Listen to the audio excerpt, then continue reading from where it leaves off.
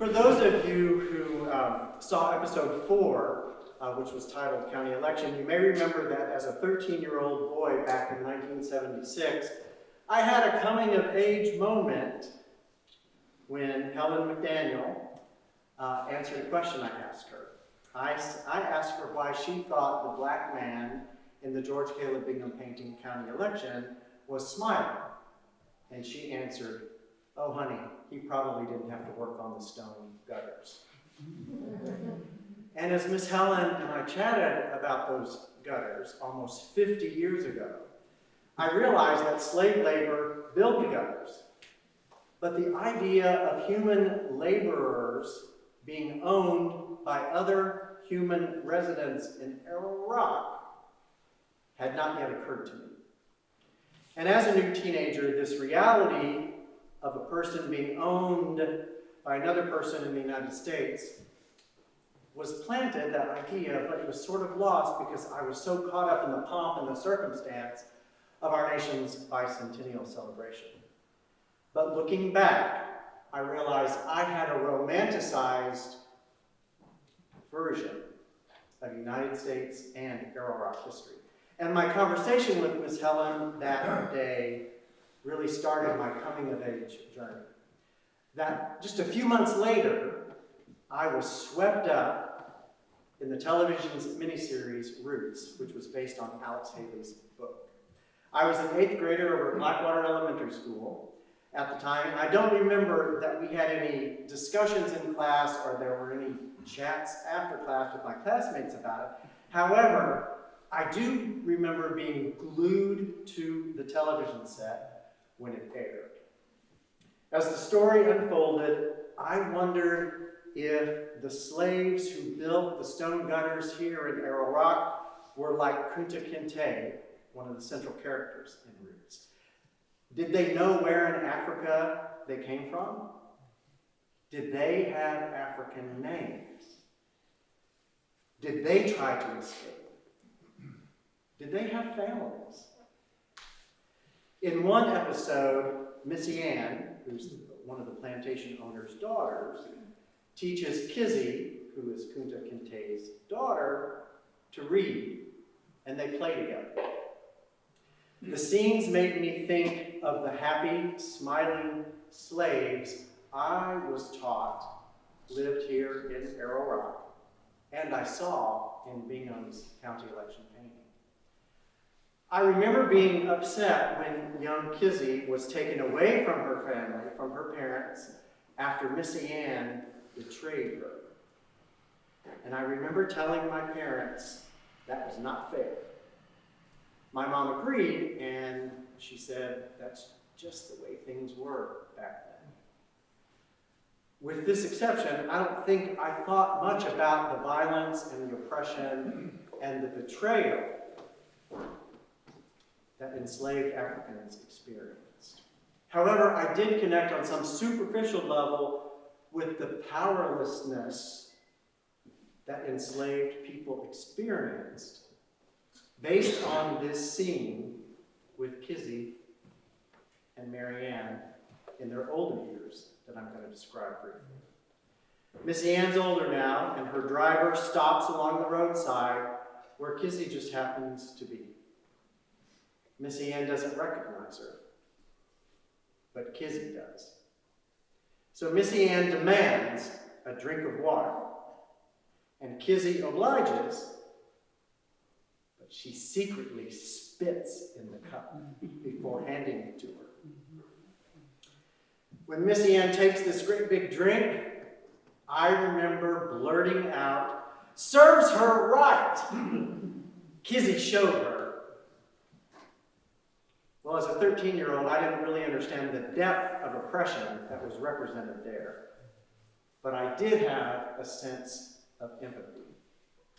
And I believe my fascination with Roots was because my great-uncle, Harold Tichenor, was working on a family genealogy book at the time.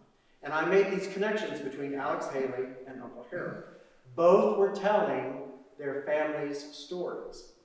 Uncle Harold went on to publish a comprehensive volume of Tichenor genealogy in 1988. And my love of family and history and my love of genealogy was inspired by my uncle, but also by Alex Haley. And given this juxtaposition of my Tichenor genealogy along with roots, I subconsciously assumed that all Black families could trace their lineage. After all, Alex Haley made a television series out of it.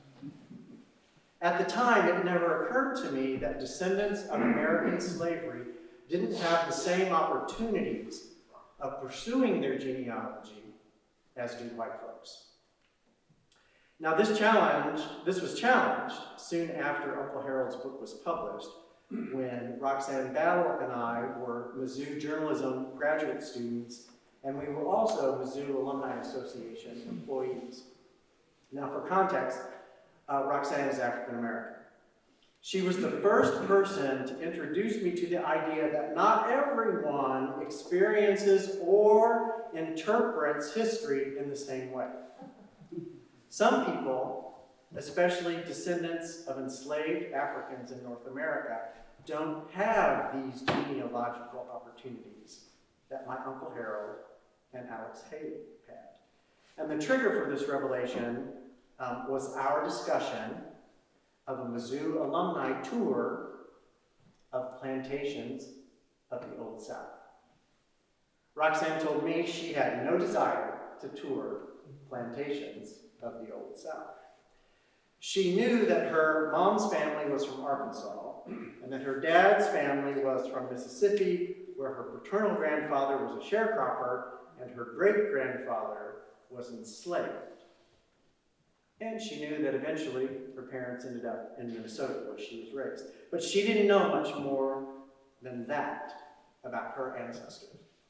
And this conversation was extremely salient for me, as it made real to me the challenges, the violence, the cruelty of slave owners separating families that I first became aware of because of Kizzy in the television series Roots. And then 30 years later, I met Rick Wilson, who is truly an expert in genealogical research as a descendant of American slavery. Ignore the Shadow is the second story that Rick has told for Voices of Arrow Rock. The first was Family is Everything, and was a part of the premiere episode in 2021. Both plays are based on his ancestors' lives here in Arrow Rock after they were emancipated from slavery. So Rick, please join me and let's have just a quick discussion about your research.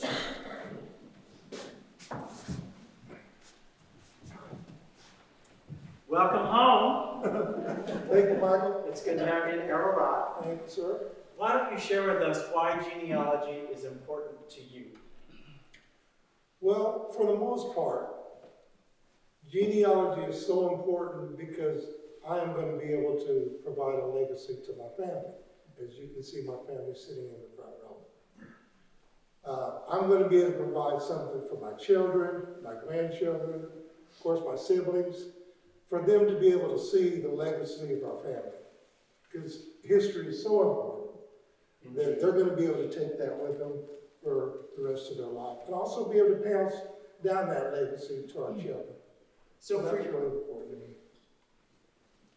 What are the research challenges that you have faced as a descendant of American slavery?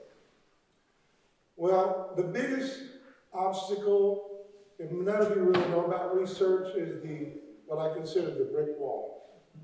And the brick wall, most African Americans that do the research, they basically can never go any further than the 1870 census record.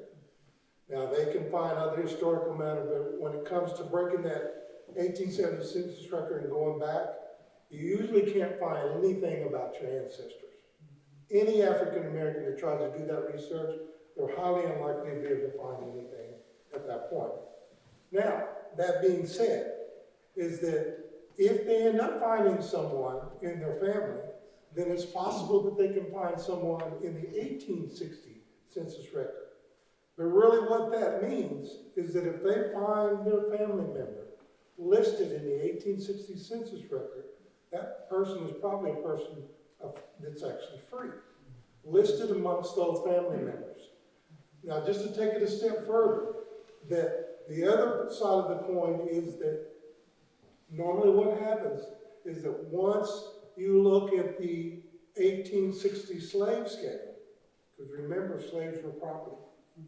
If you look at the 1860 slave schedule, then once you find out who the slave owner actually was, then you're more than likely able to find out who was enslaved. Now, they're not going to list their name, but they'll also be able to list their age, and basically, so if you can find the 1880 census record that has their name, who they are, and their family members, then you can look at the 1870 census record for 10 years beforehand, and you can look at that particular record and see that, okay, normally they're living with someone else, or they're listed in a different manner, and then you make those connections. So what I normally do is I put a map on the wall, and I go from the 1880 census record, go to the 1870 census record, I say I have this information. Now, it's just a matter of connecting the slave owner in 1860 to the person's name and date of when they were born, and you begin to make the connections with the dots, and it begins to tell a story. It's a big puzzle. It's a big puzzle that you have to put together, but as I stated earlier, most African Americans are not able to break through that 1870 census brick wall. But you did. But I was able to You do did that. and you've been able to trace your family heritage back here to Arrow Rock. Today we're going to talk, we're going to learn the story of Green Wilson and his mother on his wedding day. Yep. Why is telling Green Wilson's story so important? Well, to me, Green was a hero. Green, the biggest part is that Green was a mixed race man. You know, you consider yourself back in that time, light complected man, blue, pretty eyes, but also he was black. So the biggest thing that I believe that was a power is that Green being to show that he can navigate in between those spaces of also being able to go into his black community, although struggling because of his skin color, of who he was, but then also be able to migrate and go into the white community and work and survive. So to me, Green was a survivor for the most part. Being a man from the survived pre and post slavery, emancipation, reconciliation. So if you look at all of those periods of time that he was able to survive, that to me was the legacy that he gave to our family. To one, to be a survivor, and also actually to be a businessman too as well, because he had to be able to learn how to navigate between those spaces in order to survive. In your play, we learn a little bit about the struggles that Green had with his mixed race identity. How has it affected you and your family?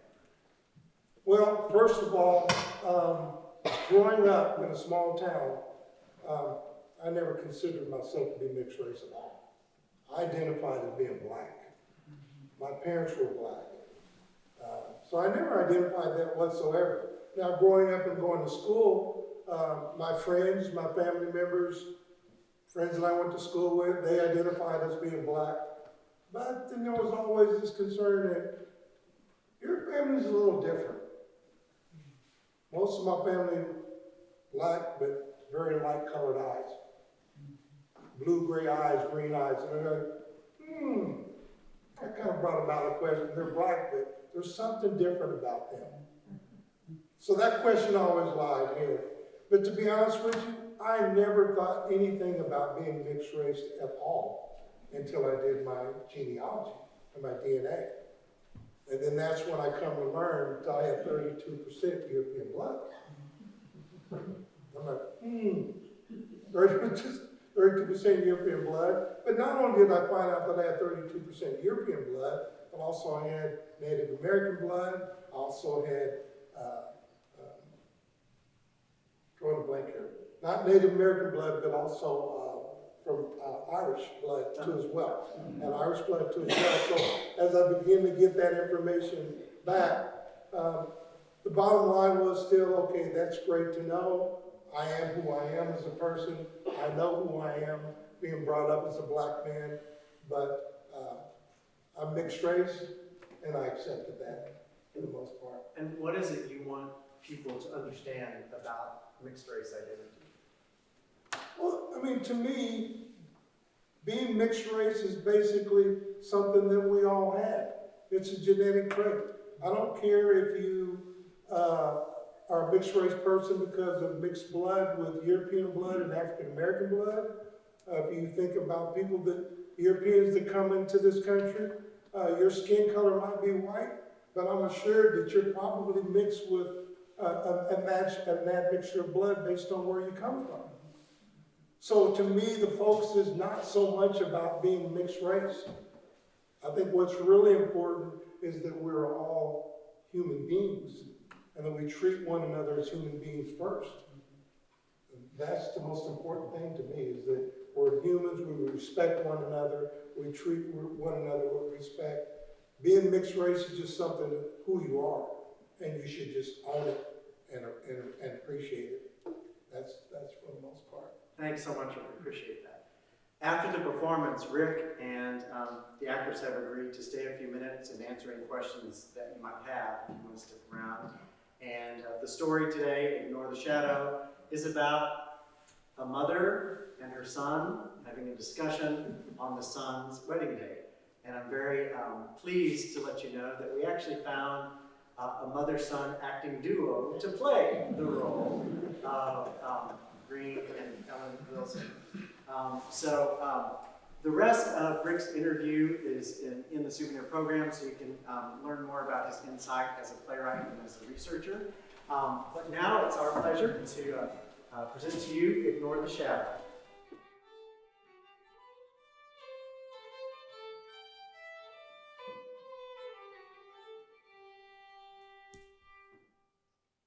Hey, Mama.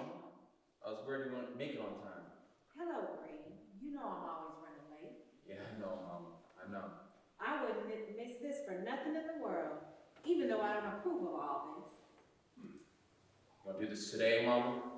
On my wedding day? Lord have mercy. This is a good day as any, Green. I don't even know why you showed up. Don't keep on with this nonsense. It ain't nonsense. Just accept it, Mama. I'm gonna marry Nellie Robinson this very day. Nothing gonna change that. I may not be able to stop this wedding, but I don't have to like it. And I don't like it. We've been over and over this. It's stupid. Just stupid. You calling your mama stupid? No, man. Not at all. But this nonsense you got in your head and you won't let go of, that's stupid. Making me and Nellie crazy. Well, you is crazy, son. Crazy for not finding you some nice girl around here. There's plenty of them here. Lord knows the old master's made sure of that. Downright mean that. No, it ain't. Downright mean that you don't like Nellie because she's so dark. You ought to know better, boy, because you could pass. Passing ain't gonna do me one bit of good, Mama. And you know it. Now, Green, you don't need to be getting so upset. Even though I don't like this is a big, important day for you. So you shouldn't be bothered by things that get you upset. I'm not upset, Mama. Anyway, you started all this. Look, I just need to talk to you about the plans after the wedding. All right, I'm listening then. Nellie and I are planning to move to Kansas soon as we save up enough money. Kansas? What's in Kansas? I'm ready to get out of this town and start a new life. I heard there were lots of opportunities in Kansas. Who you know in Kansas? Nobody, Mama. But better than staying around here in this godforsaken place. This place has too many bad memories. What do you mean, godforsaken? We've got our whole new lives ahead of us. We's free now and can live a good life because of who we are. Based on who you know, you don't associate with the same folks. I'm sorry, Green. I know it was bad for you growing up. I did the best I could, really. Mama, I know you did. But I was teased, beaten up. It's because of my skin and light blue eyes. Who has light blue eyes and is a black woman? Most people knew who my pop was. Said I looked like the old white devil. Call me all kinds of names. Black folks make fun of me, and so did the whites. I didn't belong to anybody. That's why we need to put this all behind us and move on with our lives. There ain't no reason to stay here. What do you mean, we? Nellie and I want you to come with us, Mama. Move to Kansas. Green, I know you witnessed a lot of bad things growing up. You saw how I was mistreated. But that's how things were then. We didn't have much to say about that. Those things make me so angry, Mama. And I feel it every day. That's why I want to leave this place. I understand. I think I really do. But this place is all I know. Mr. McMahon and Mr. Wing treat you like nothing. I saw it. Yeah. They both treated me bad. Real bad some days. But sometimes they buy me nice things when people would come visit the house. I got to see those white women all dressed up in their fancy gowns and hats, walking all fancy and proud, talking about things going on in the town. Some of them didn't look much different than me. I used to dream about having those things someday, and maybe that day gonna finally come. I'm older now. I guess me and Mr. McMahon, we can't really get away from each other. Been too long. Anyway, this job is all I have. I know those people who can help change our lives for the better. They don't give a damn about us, Mom. None of them. They just soon send us back down the river. How can you forget how they treated you? I can't forget. Not that easy. I haven't forgotten. But I got an opportunity to work in the big house, and others didn't get that. How do you think you got that job working for Mr. Sappington anyway? I guess because of you, Mom. That's right. Mr. McMahon and Mr. Sappington knew each other. McMahon used to rent me out to clean other houses and do the cooking. And once you got of age, he sent you over to work. You should be thankful you got that job. I am, Mom. I am. I got to see how those people live in that big fancy house. I don't like the way they treat us when we work in the fields, but it's better now than I'm working in the house. I even helped take care of Mrs. Mary while she was sick before she died. See? Boy, you got a good job here, and they treat you fine. They appreciate you. Well, Mom, it ain't like they're gonna hang a picture of Nellie and me in that big house. Probably go up somewhere in the slave quarters, because that's all we were to them. Not people. Never people. Stop it now. Don't talk that way. I guess the good come out of this job is me being able to give you some money. Save a bit before we move to Kansas. So are you really moving to Kansas? Yes, Mom. We're all moving. Me, Nels, Nellie, and the rest of the crew. Mr. Nels says that family is everything. We need to stay together. Nels. That uppity Nelson Robinson? I know he fought the big fire in Arrow Rock. People call him a hero. But what does he know? And if it's so important, why he moving? He ain't so important. But you're talking no bad about Nellie's papa. I ain't moving nowhere. And neither should you. Look at you. You have light skin and blue eyes. Blue eyes. Don't you understand that you can have a better future? You could pass. We ain't never gonna. You can't fool white folks. We are who we are. There just ain't no reason to stay here. I want to stay here. Ain't going nowhere. You think I should be angry? My light skin has put food on the table and given you a better life than most around here. Like us. Even the census takers recorded us as white ever since we've been free. That's how they saw us. Why can't you understand that we'd be better off passing for white? Mama, I was there. I saw it. Remember when we were living with the Wing family? You always tried to impress me by acting like you were white, with your fancy dresses and ways of talking. The Wings were more accepting of us than others, but that didn't mean we were one of them. You still Ellen McMahon Wing, that woman whose daddy was her master and kept you as a slave. I'm free now. That don't change much around here, Mama. People around here know you ain't white. Come to Kansas with us. Nobody know you there, you could pass. I can't if I'm around y'all. Them Robinsons dark as night when there ain't no moon. None of them pass. You don't need to pass. You just need to be who we are. I want Nellie. I love her. Nellie's father, Mr. Nels, he means the world to me. Like the father I never had. If you forgot me one drop, Mama, you can't fool black people. And I don't want to turn my back against my own people. We're leaving. We're leaving as soon as we get the money saved up. You'll never be able to understand my point of view for wanting to pass, will you? I guess we both have to move on the best way we can.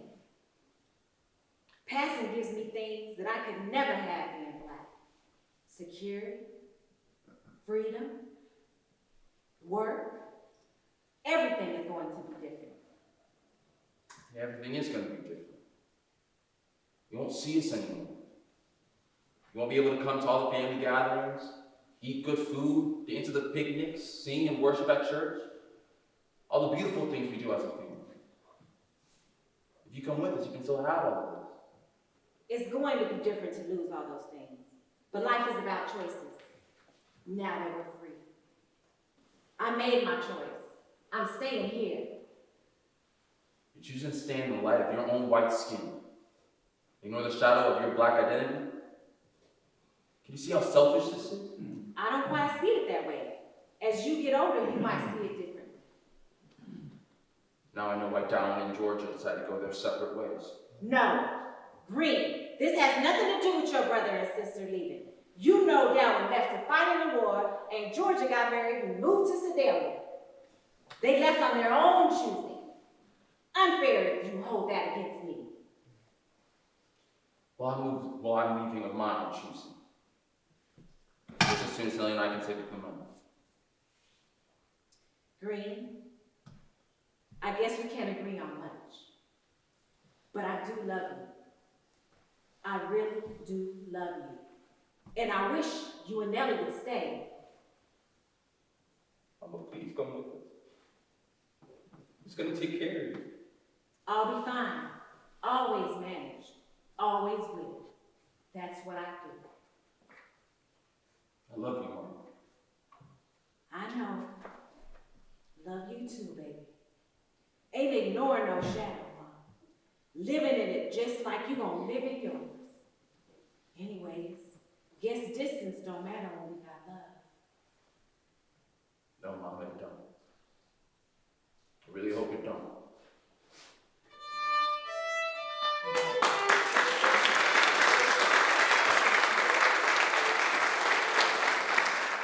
Yeah, sure. So it was, Ellen's father was the McMahon, Correct. and Ellen married Wilson, Correct. and that, And Green assumed his name. so Green is the son of Ellen and Mr. Wilson. No. No. Green is the son of Mr. McMahon. And well, Matt, thank you for I still get that last name incorrect, because I understand it's pronounced McMahon? Yeah. McMahon. They were both fathered by the people who enslaved their mother. Mhm. By the men who enslaved their mother. Yes. Yeah. Oh, so Green is not the son of Mr. Wilson, he just took his name. Just took his name. Got it. Ricky, when did you first find out that Green's father was McMahon, McMahon? the 1860 census record. Really? Yes, ma'am. So I don't know the actual person in the McMahon family, but when you look at the slave schedule, I started to do the math. Remember I said that I started looking at the 1880 census record. So 1880 census record Ellen was then divorced from Mr. Wilson. He was separated, so she was a widow. And all her children were living with her. And then in 1870, they were all found living with the Wing family. I believe that was in Boonesville, and also had spent some time here in Elk Rock. So Green and all of them were with the Wing family, and they were listed as white in that 1870 census record. Right, they were listed as. The DNA. Yes, The DNA matches you. yes, and then I also have my DNA connection through Ancestry and 23andMe that connects my DNA with other McMahons relatives. So that's one part of it. Jeannie, you had a question? Art? Yes, I was wondering if Ellen stayed here or did she eventually go? In truth, I don't really know. That's the mystery. Is that, yeah, that's the truth. Well, I mean, yeah, I assume that she did pass away at some point. I'm sorry, ma'am. She died. I don't know when she died. No, I don't know. But the mystery and the purpose for writing the play is that that's always been a big question mark. Because normally, in truth, the mother usually goes with the son or the daughter. Now, I realize that in truth, Green did actually get married here in Elk Rock, and then they ended up moving to Kansas. But on the other side of our family, for Ellen and her daughter Georgia, they actually live in a small town in Missouri. I think it's, where? Sedalia. And so I've met all of my third cousins in Sedalia, and they all understand that history. They had the same question that we actually had, because they said that Ellen did not come with the daughter. And so if she didn't come with the daughter, and if she didn't come with the son, then what happened to her? Now, of course, in reality, she could have gotten remarried and went on to live her own life. So, what was the daughter's name? Georgia Wilson Gerhardt. Gerhardt. Well, Gerhardt's a German name too, by the way. You have a question in the back, Teresa? How did you find out that the son moved to Kansas? Did you have to do some research? No, I did the research, yeah. So here we are. This is my family right here. And so, but to answer your question, at our family reunion in 1990, they put together a directory. And in the directory, it stated that Boone and his 13, well, actually Boone and his two oldest children had left her after Green and. Who's Boone? Okay, yeah, that's important. Yeah, so Green's nickname was Boone because he was born in Boonesville. I love that name. Because, I mean, Boone is just, I haven't been to Boonesville very many times, but it's just a solid name of a man who was very humble, very proud man, and of course he was named after the town. So I imagine him walking around, people would call him the Boone. You know, respected, well-respected man. We have another question in the back. First off, I want to say thank you. Yes, I ma'am. think it's very important that we tell our stories. So I really Absolutely. appreciate it. The other thing that you talked about the brick wall, 1870 census.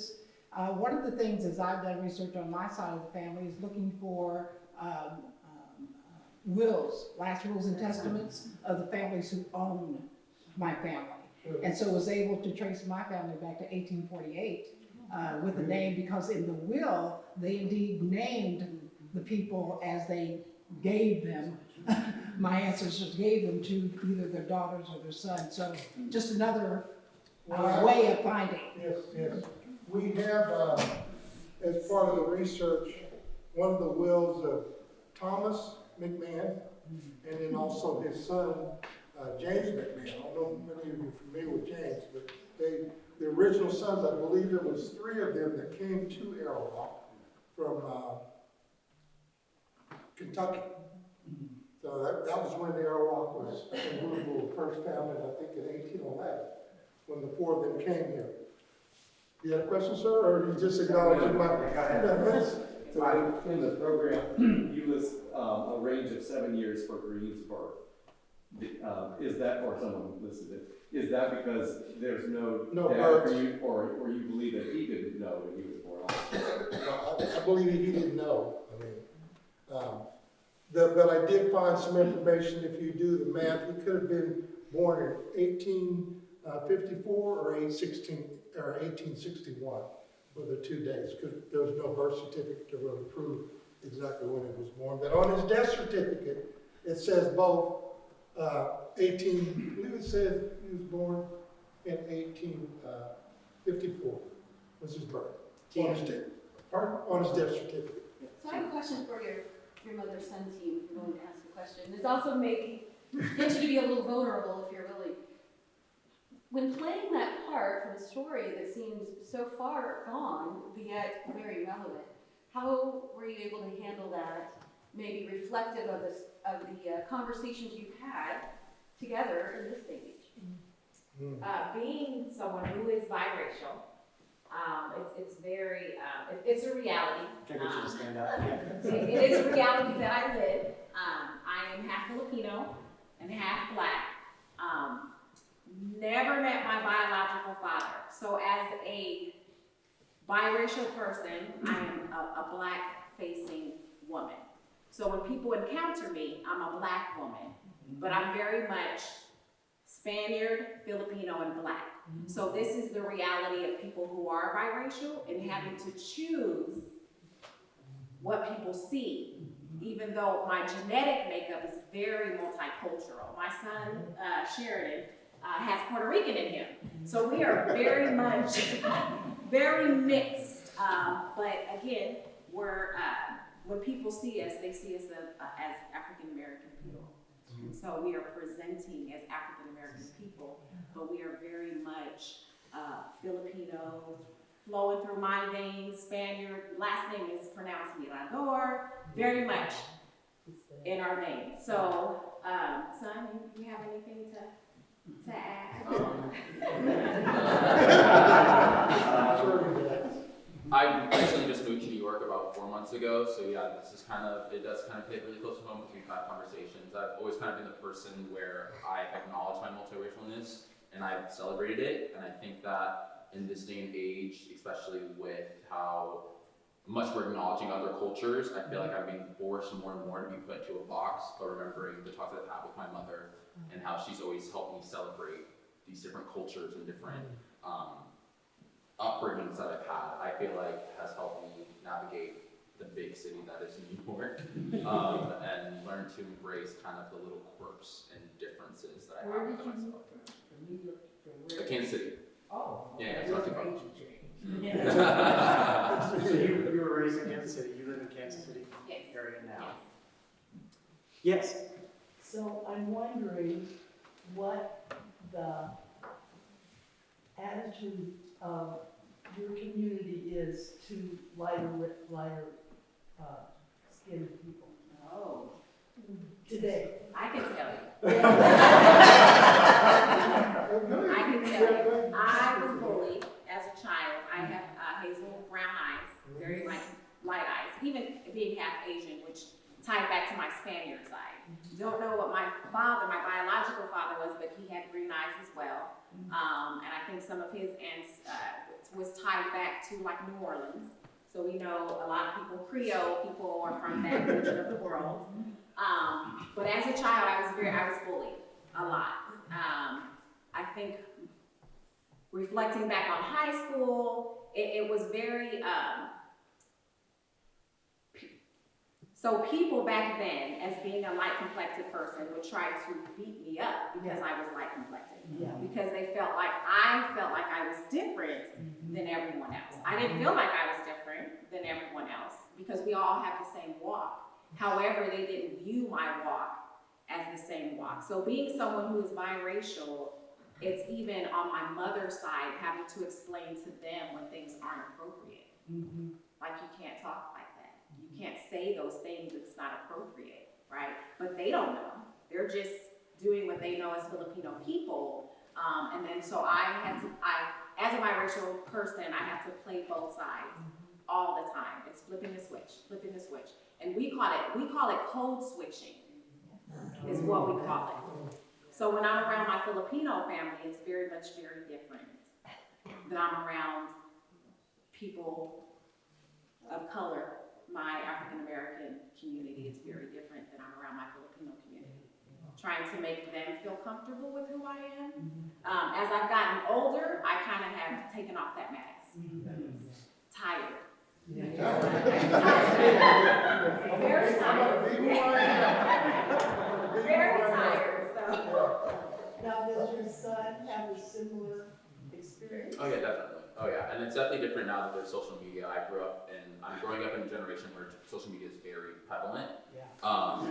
And so kind of like the same thing with code switching. I think having to, when I'm in a certain way with people of color, I feel like I'm too much of the other. Kind of like vice versa. I feel like the way that people view me, it's either I'm aggressive. If I'm with people that aren't of color, I'm aggressive. I'm a diva. I'm egotistical. All these things. But then when I'm around people of color, I'm timid. I'm like uncourageous. What's the word? I'm afraid. I'm those kind of things. And so I kind of feel like with social media, I'm having to put on a face of who I believe people want to see and make it more universal, just so I can, especially as an actor, be pushed forward and not have to be seen as anything negatively, I guess. Yeah, Sherry, It's interesting. bully. Pardon? Yeah, this is for Sherry. Who bullied me? Yeah, which. We're gonna take names.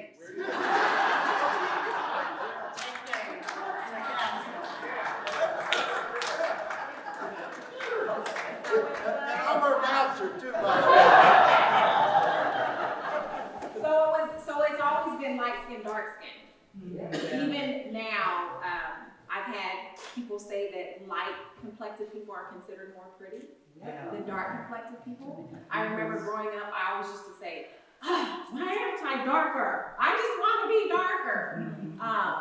So yeah, it's always been light skin versus dark skin. So that's when it's one of the things in the Black community that we still suffer with today. Sure. Yeah, still suffer. And people are gonna find ways to discriminate. Yeah. Even in your opinion, it could be you're bald, you got hair, your nose is too big, your lips is too big, you got big feet. No, I'm serious, anything to draw attention away from yourself because you're uncomfortable with who you are. And my experience is the more comfortable you are with yourself, you look at people in the world differently. One, you respect people, irregardless of what color you are or where you come from.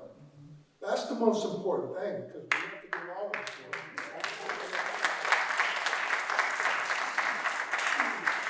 All right, we'll take just a couple more questions. So it occurred to me, how in the world do you fill out your COVID thing when they ask you?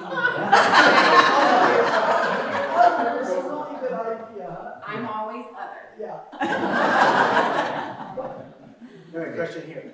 Not so much a question, just a comment that what we see today in the plays kind of bring that out, the characteristics, the traits that happened back in those days really are being fast forwarded to today. But we don't realize that the same problems, the same social issues, social injustices that were back then really took place. And that, we're just seeing them in a different light. Well, I have one thing. I would Sure. like you to connect Green to your current family, like a little bit of that history. To connect Green to our family? Mama and Daddy and how that works and how you. Well, so, how far- so Green is our great-grandfather. And once he moved to Kansas and married Nellie, and then, of course, he had 13 children. And out of the 13 children was my father's father, Arthur Wilson, which was my grandfather. And so the thing about it is that you can see, like, the color. It's almost like when we were being brought up, we loved our grandparents. They did so much for us. But basically, they didn't talk a lot. My grandfather didn't talk a lot about his father. His brothers didn't. His brothers didn't talk a lot about him, but the thing that we learned from them is that They were very solid, humble men. They communicated with us very well. They're very, very loving people. They got along with just about anybody. So I think we as a family, we learned that from our grandfather. He passed that down to my dad was a very light-complected man, beautiful eyes, very, very handsome man. Our father was. And so that's, Thomas was our father's name. And so then there's 8 of us. There was 7 boys and my sister.